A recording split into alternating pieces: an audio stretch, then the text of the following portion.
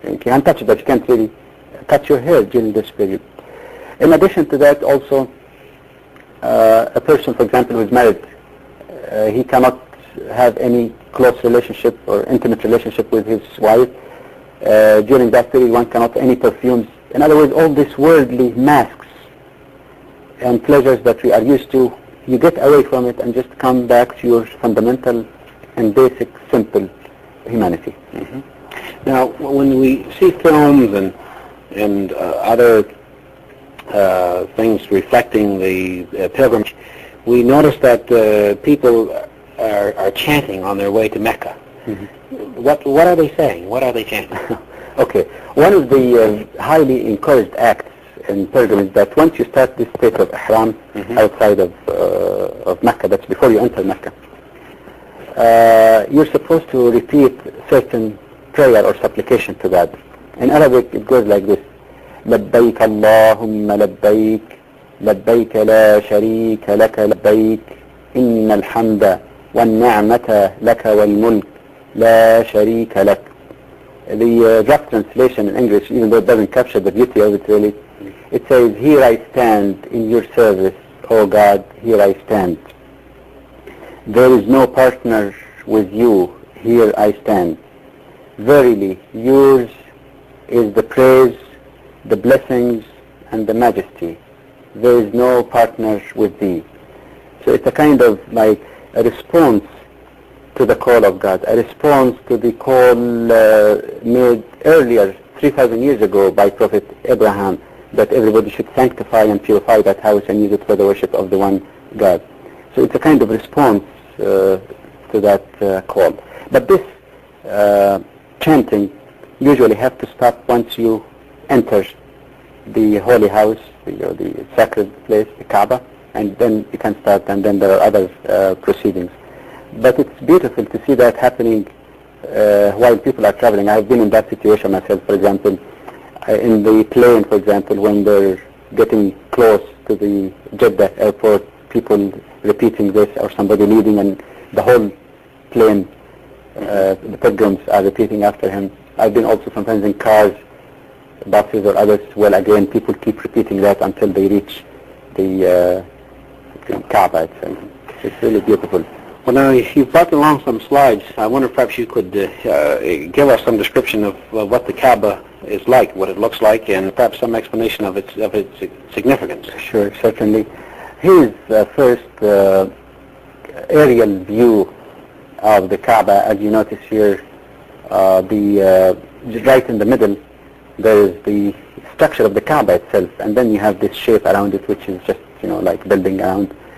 You can see some of the minarets also, and of course the rest would be some of the buildings around. So this is just one broad aerial view. In this slide again we find another aerial view. It's just a little bit closer. You can see there some of the minarets around the building.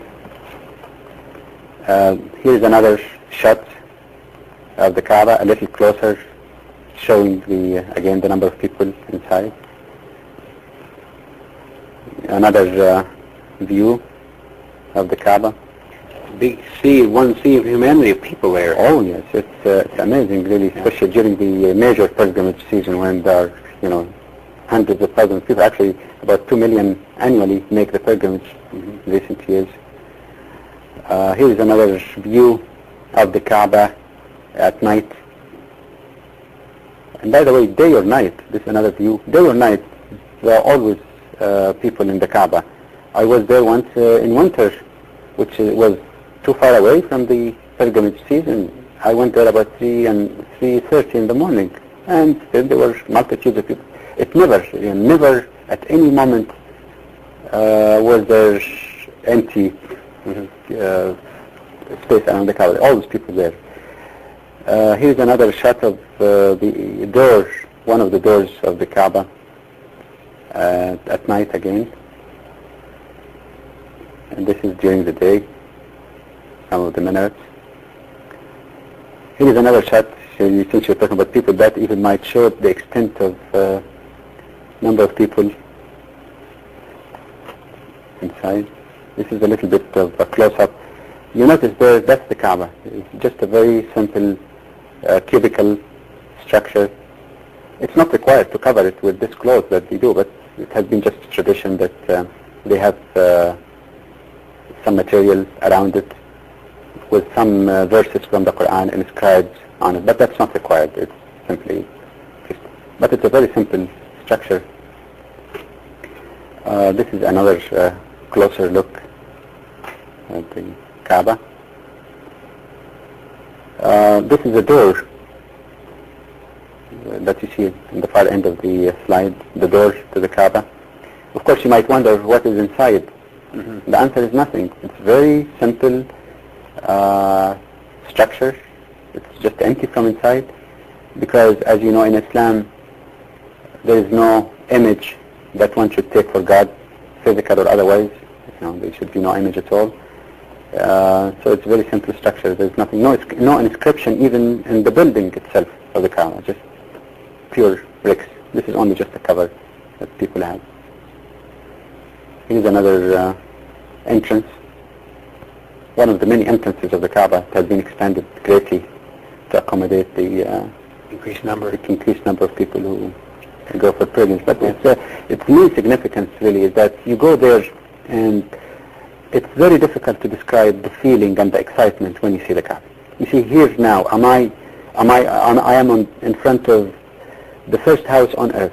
Before any other temple built on earth to worship the one God, here I stand in response to the call of God. You feel very much attachment and closeness to Prophet Abraham, who built this Kaaba originally. This is another, you see the another shot of the door of the Kaaba. So you feel very much identified with the whole caravan of believers, of monotheistic prophets who preached the word of God throughout history. It's just indescribable feeling. And the strange thing, and I'm speaking again from first-hand experience, once you enter inside the Kaaba, you have a very peculiar sense of tranquility and peace. Mm-hmm. Indescribable. Right.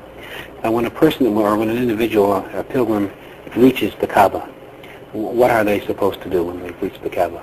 Okay, once you reach the Kaaba, as I said before, first of all to stop the chanting that you used to do, and then the person is required to make 7 circling around the Kaaba, circumambulation, or just to go around the Kaaba 7 times, with the Kaaba as a structure being on your left side. Mm-hmm.